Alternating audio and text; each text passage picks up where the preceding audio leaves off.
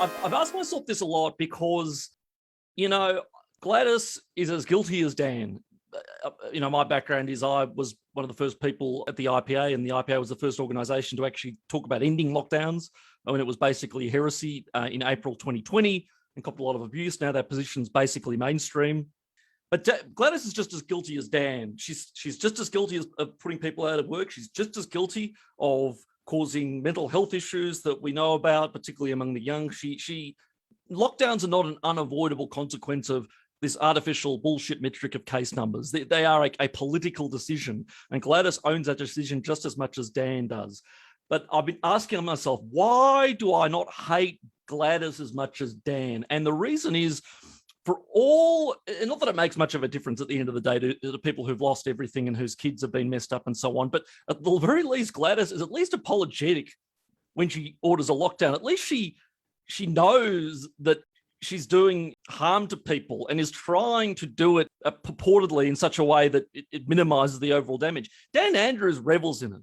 Dan Andrews, for him, this is a crusade. Firstly, he's politically shameless, and obviously he wants good opinion ratings and to be seen as a leader and so on, and the Our Stand with Dan stuff. But also for him, don't forget, he's from the hard left, not the loop, the green sort of touchy-feely left, the real, the dark heart of the left wing of the ALP.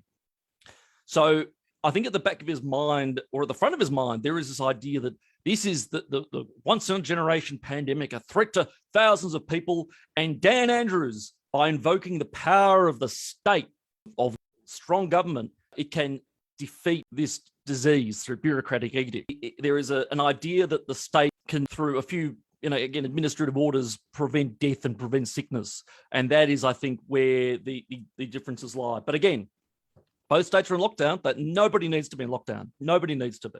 They do not work. If I can bring up the WHO now, whether you consider them to be impartial today or not, Dr. David Navarro is asking for countries to stop using lockdowns as their primary control method. Daniel Andrews, a former health minister, has made Melbourne the most locked down city in the world. Is this really what a former health minister ought to be doing? No, but he wasn't a very good health minister either. He had all sorts of issues. I mean, he was the health minister in the Bracks and Brumby government towards the end, just before Ted Baillieu, for better or worse, was elected. And that was a reasonably moderate Labor government. They didn't really do much, but they were fiscally responsible. They were sort of Kennett light on a good day. Anyway, but the one thing that they'd stuffed up, or one thing that the opposition during all those long years had over them, with the hospital waiting lists and the ambulance times and so on, and that was Dan Andrews. He's not a very good public administrator. That's the other thing. He's great at spin, great at giving the illusion of strong leadership and so on, but he's an inept civil servant at the end of the day, and he hasn't done anything else with his life. So about the WHO, so the question was, should a health minister be locking down? No, is the short answer. But really, what difference does it make? These decisions aren't really being made by. I mean, they are, but they're being made under the cover of health advice based on people who are equally clueless. I tweeted something just a little while ago when Dan made his big roadmap announcement a little while ago today, which was basically nothing. I tweeted, I said, well, they talk about the Burnett modelling and the Doherty modelling about what happens at 70%, 80% facts. I mean, I'm sure it's got some academic, intellectual merit behind it, but I don't trust modelling full stop. I think when journalists and politicians invoke modelling, basically they're just modelling, it's like polling or anything else. You can say whatever you want it to say, depending on what the inputs are.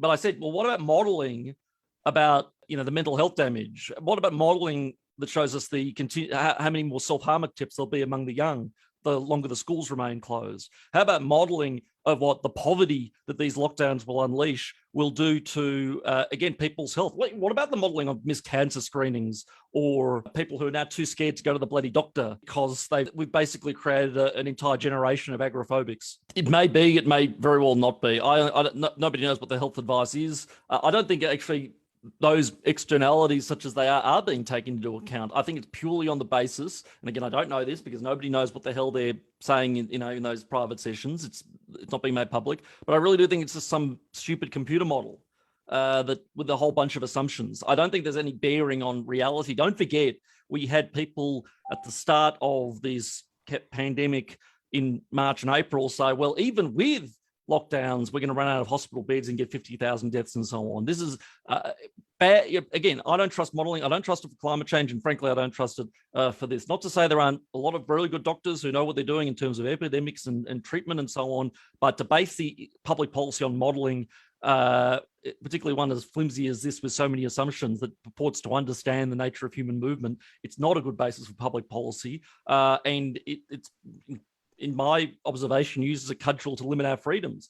Anyway, but back to the WHO, this is a really important point because the WHO, as recently as October 2019, basically when the virus was actually breaking out before we knew about it, but October 2019, their official guidelines said, we do, in terms of containing viral pandemics like this, we do not recommend lockdowns under any circumstances. The WHO, why did they change their tune? Well, because of China, and China did it, and China has undue influence over all these, international quangos. So, that explains that. But no, lockdowns were always going to erode our health. They're always going to make us miserable. It's not just a matter of it's inappropriate for a health minister to order lockdowns. It's inappropriate for any government official whatsoever anywhere to impose this on people. To commit an economic and societal war crime like lockdowns is not just that it doesn't work or anything else, is morally unjust. And no liberal democracy should ever have done it, let alone letting it continue for a second longer than it already is.